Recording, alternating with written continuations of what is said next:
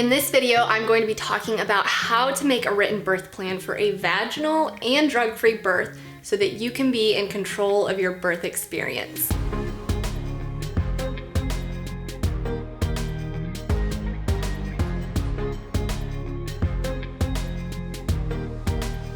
Hey, I'm Annabelle with Parently, helping you give birth naturally. We bring you weekly videos to build your confidence in birth. If you're new here, then consider subscribing and ring the bell to stay up to date with our newest videos. Let's dive into this video. Why build a birth plan? I'm going to stop you right here and ask you a question.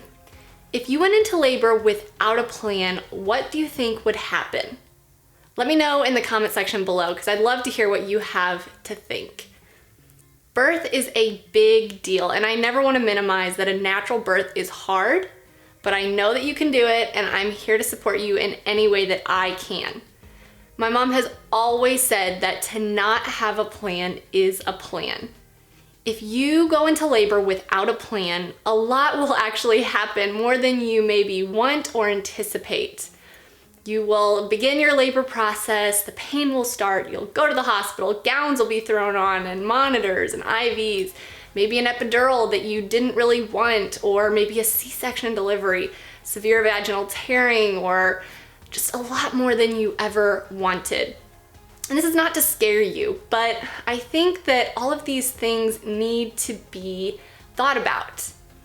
Because even a mom that has no pregnancy complications and is very healthy can have complications in birth.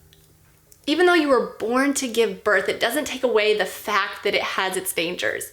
And healthcare providers like your doctor like to be on top of those disasters that could happen, so much that they sometimes jump the gun.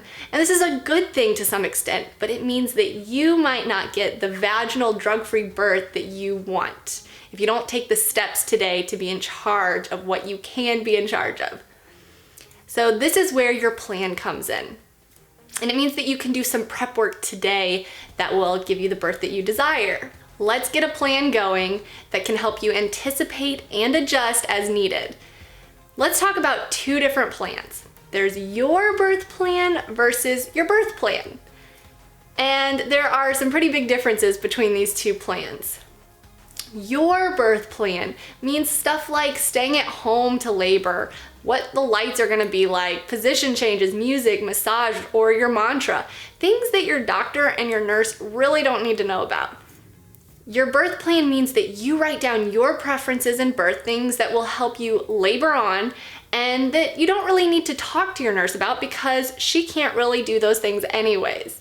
You need a plan of how your labor will effectively be at home until you can get to the hospital where your baby will be born. Let me paint a picture of how this happens. Your labor starts, and you know you don't want to go to the hospital at the beginning of labor because hospitals have time limits, and this leads them to take more action.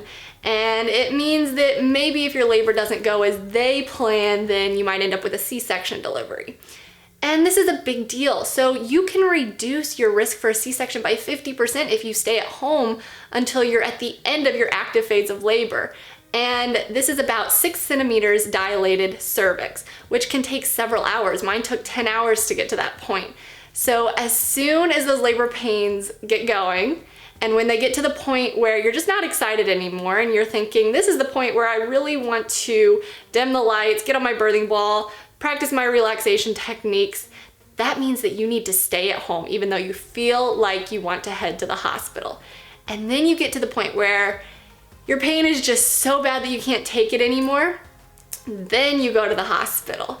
And that is your first step to reducing your interventions at the hospital. And that needs to be on your birth plan, but that needs to be something that's on your birth plan because your nurse doesn't need to know that you're gonna be at home because she's not there with you. Another big part of your birth plan needs to be your support person, someone that is going to spend time preparing for birth with you. And your birth plan needs to have a support person named. The support person needs to be continuous support through your entire labor. If it's your husband, then make sure that he's ready and he knows what your birth plan has on it, that he knows to bring the dim lights. He's ready to speak up on behalf of your birth plan desire. If your husband can't take on that full role, then hire a birth doula or ask your mom to help, but make sure you have someone by your side the entire time. This is huge to reduce your risk for asking for an epidural when you didn't want one, having your labor augmented with medication, or going to C-section, and it will skyrocket your birth experience memory being a good memory. So your birth plan needs to include a support person. So considering your ability to labor at home as long as possible and having continuous labor support are huge things on your birth plan. But you also need to consider little things that aren't so little. What forms of alternative pain relief do you want? Do you want position changes, massage, bath, shower? Do you want your own gown or the hospital gown for laboring? Do you want to bring your own birthing ball? Do you want to be able to get out of bed and take those continuous monitors off? And then you need to think about the postpartum room. Do you want your friends and family to be introduced to your baby immediately, or do you want them to wait a day? These are things that are little but so important for you to consider on your birth plan. Now let's talk about the birth plan for your care team. So the birth plan for your care team in the hospital needs to be simple. They are busy and they have an idea of how labor should go already in their head. And you want to make a big impact when you say, this is what I want. And so this is where you need to think of 3 big things that really matter to you in birth that can be accomplished. Think about what really matters. This will take a little bit of thought and research. You want to pick those 3 big things that will change your birth experience. Do you want to have an epidural or no? Now we're talking about a med-free birth, but that's super important to communicate to your care team. Do you want to be able to get out of bed during labor and in birth? Do you want to be in a squatting position? Do you want to be on hands and knees?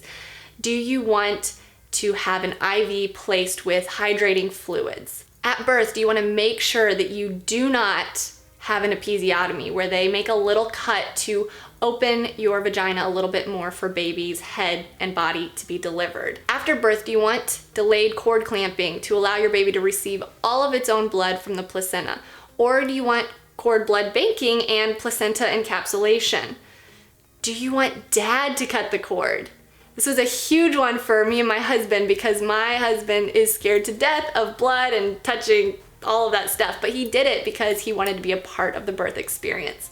Do you want the full benefits of skin to skin and immediate breastfeeding?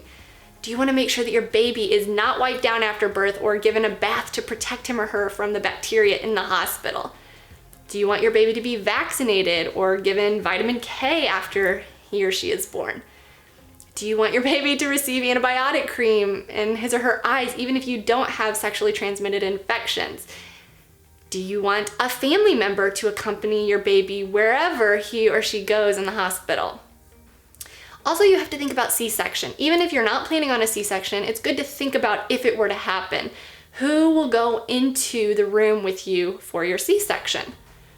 Do you want to discuss a more gentle C-section with your provider beforehand to make sure that you get a more natural C-section with immediate skin to skin and breastfeeding upon delivery? Okay, so I know that I just rambled off all of these crazy ideas that maybe you haven't even considered yet. And that really is something that I wanted to do in this video. I know that writing a birth plan is a very personal thing, but sometimes we go on the internet and we're like, okay, I need a birth plan template. And there are tons of birth plan templates, and so you find a few different ones. And for the most part, they all kind of have the same things listed. A lot of the things that I just mentioned, and they all sound great, right? Like, of course I want this, and of course I want that, and I want that, and that, and that, and that too. And so that is why I want to bring them all up, because I want to bring it all together and say, you first, before you even write a birth plan, have to decide what your biggest goal is with birth. We all are kind of on different levels when it comes to birth. Some moms, all that they desire is to have a safe and healthy baby when he or she is born, and that's a huge desire. And so They are willing to follow any path that the doctor wants to take them on to get a safe and healthy baby. And then there's some moms who say, yes, I want a safe and healthy baby, but I also have my own desires. And I think I want to go this route, and maybe I'll take this road, or this road, but I won't take those roads. And then there's moms who say, you know what, I want a safe and healthy baby, and I know exactly the road that I want to take to birth. And so we're all kind of in a different place, and you have to decide where you are on that plane. Once you decide what your desires, if it's just a safe and healthy baby, or if it's a safe and healthy baby and only these options, or if it's a safe and healthy baby and this is the only path that I want to take, then you can stop and look at all of the different options that there are and say, okay, if I go this route and I say no to these things, how will it turn out? Will I get what I want, or will just the doctor, or will I just end up with a safe and healthy baby? So a very classic example is a mom who says, I do not want any cervical checks while I am in labor. I don't want to have that examination. But then she says, if I get to the hospital and I am not 6 centimeters dilated yet, then I want to be sent home. Well, the problem with that is that on her birth plan, she said, I don't want cervical checks. Well, how will the nurse know where her cervical dilation is if she can't do a cervical check? And how will she know to send her home or not? Because she doesn't know what her cervix is dilated to. So you really have to know what you want. Okay, I don't want all of those interventions. Okay, then does my birth plan match my desire? So writing a birth plan really takes a lot of thinking, because you have to think about what you want, and then you have to know and go out and research all of these different options and see if those options line up with what you want. So that really is a big part of a successful birth plan, is making sure that those 3 big things that you write down and tell that nurse line up with your biggest desire inside. Because when push comes to shove, when things get hard, if you can't say my biggest desire is this, and I'm going to make sure that I get those 3 big things, then things kind of get thrown up in the air, and you maybe don't get the birth story, the experience that you want, and you end up on the other side of birth saying, okay, good, I have a safe and healthy baby, but my other desires were not met, my other needs were not met. And so we want to prevent that from happening, and so we want you to sit down, take time to think about your desire, think about your needs, and make sure that your actions on your birth plan, the 3 big ones for your care team, line up and can truly be accommodated. So that's our video today. You have your birth plan, the things that you can personally do that you are in control of, and then your 3 big things on your birth plan for your care team to say, hey, these are the 3 things that you need to make possible for me, and we're gonna work together, but I need your support in this. All right, so that's it for today. Thank you so much for watching. If you have any further questions, go ahead and throw them down in the comment section below. I would love to answer them. And don't forget to subscribe and ring the bell to stay up to date for our latest videos. We will see you next time.